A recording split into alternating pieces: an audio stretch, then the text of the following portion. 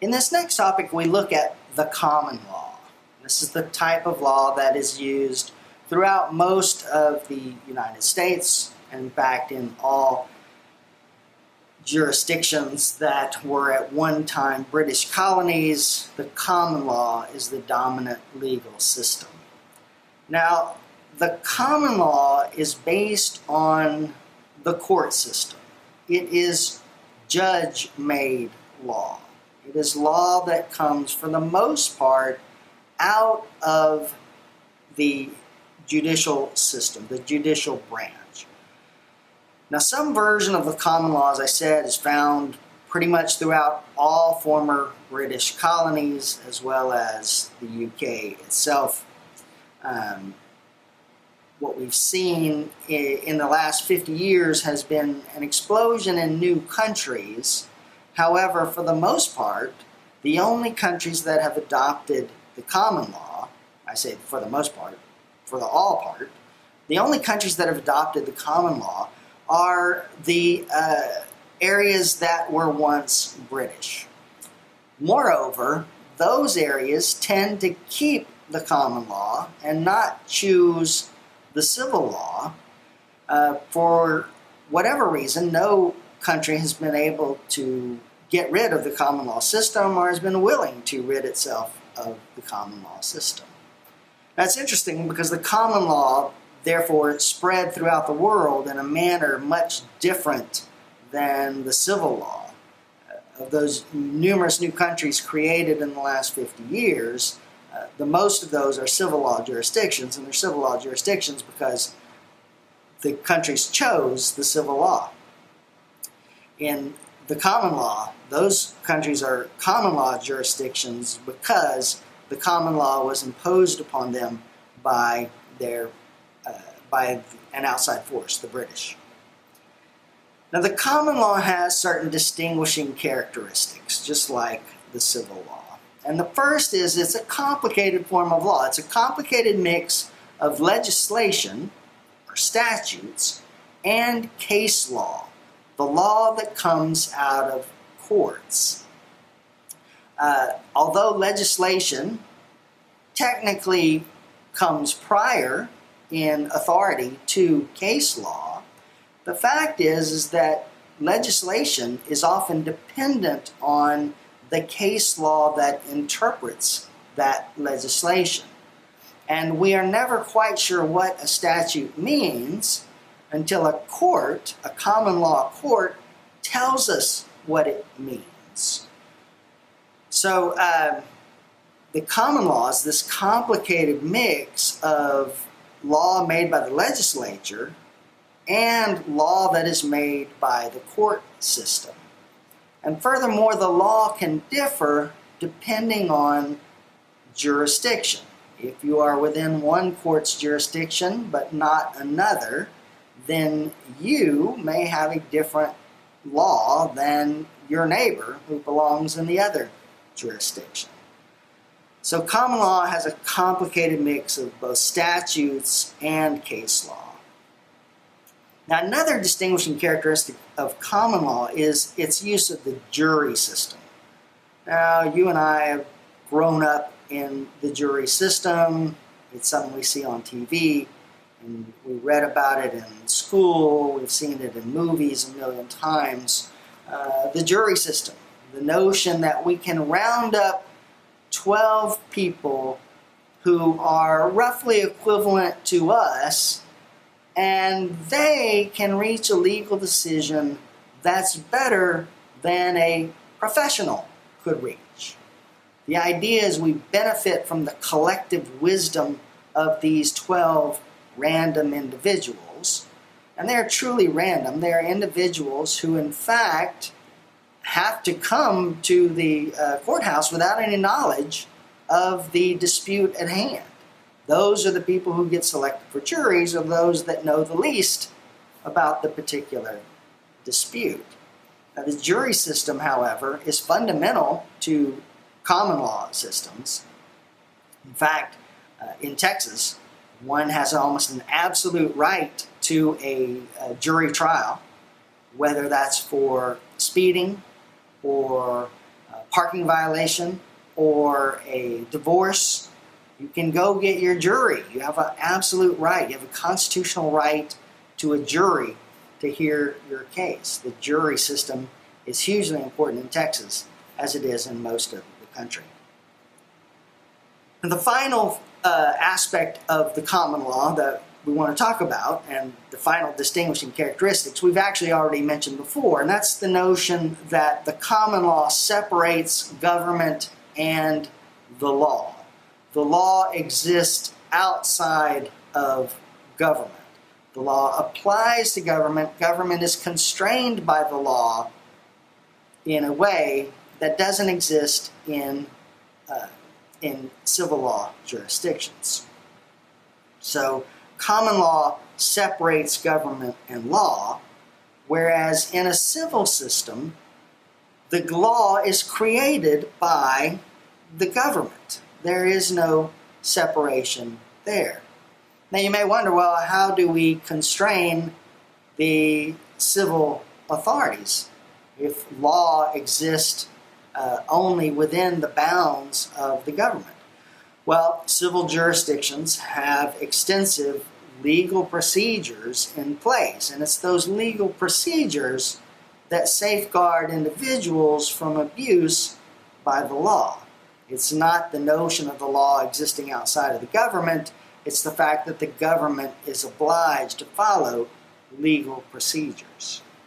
Now, the common law, here's another interesting twist. We're not going to spend a lot of time on this because it's not as relevant anymore, but certainly at one time it was important. And that's the fact that the common law historically separated remedies, those things that you gain in a trial, those things that fix the problem you have, that remedy the issue, that remedies were split between two different court systems. One court system could only award monetary damages, money damages. Those were called courts of law. And those remedies, money damages, were called legal remedies. If, however, you were not seeking money, but you were seeking a court to order someone to do something or not do something, then you would go to a court of equity. Equity is a word that we often associate with fairness. And the idea is, court, tell this person to do what is fair. So if your neighbor is building a fence onto your property, onto your portion of the property, and you don't want to wait for the fence to be built, you can go to a court and ask for an equitable remedy, an injunction. Stop building this fence. And if available, the court will order that. Now, sometime in the 1800s and 1900s, the courts of law and the courts of equity were combined throughout the United States, and so that now a court has the power to order both legal remedies and equitable remedies. But that certainly didn't exist for most of the time in a common law system. For this last topic, we'll look at the similarities and differences of the civil law and the common law. And we'll look at it through certain different perspectives. And the first one I want to talk about is difficulty. And from a difficulty perspective, you have to say that the civil law system is much simpler than the common law system. The civil law, with its systematic codification of the law, is much more streamlined, much more accessible, and it's very well organized. In a common law jurisdiction, statutes can be codified or not, depending on the jurisdiction. At one time, Texas started numbering its laws with number 1 and went up through about 9,000 and something before deciding that that really wasn't a good organizational system, and they started a codification project in which laws were given new numbers and moved into topical books. Well, that always has existed in a civil law system. But what makes common law really complicated is this notion of the case law, that these cases are out there and those are the law. So in a law firm, when someone asks you, a partner calls you in, you're a new associate, recently graduated law school, and they ask you, well, what's the law on this? You can't just go to a book and look it up and say this is the law. You're going to have to go look at cases. What are the cases? What do the cases say?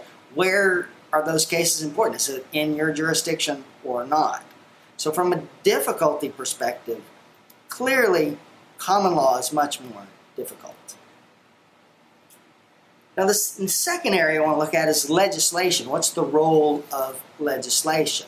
Well, we've already said that in a civil law jurisdiction, legislation is the primary law. It's the primary source of the law. In fact, in the normal civil code system, the civil code is actually higher than the Constitution because legislation is the law. What the people say through their elected representatives is the law. Which is not to say we don't have legislation in a common law system. Common law systems also have legislation. The United States Congress passes hundreds of laws every year. However, the legislation is less important in that it's modifiable by court decisions. For instance, a recent Obamacare decision in which the Supreme Court decided the constitutionality of Obamacare and did so while the United States was up in the air for a year wondering if it was constitutional or not. Despite the fact the United States Congress had passed the law, we still didn't know it was the law until the Supreme Court said it was the law.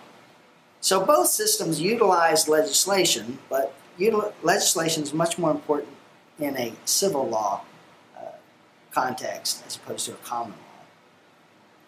Which brings up case law. Now, civilian systems, civil systems are much less likely to depend on case law the way common law systems are.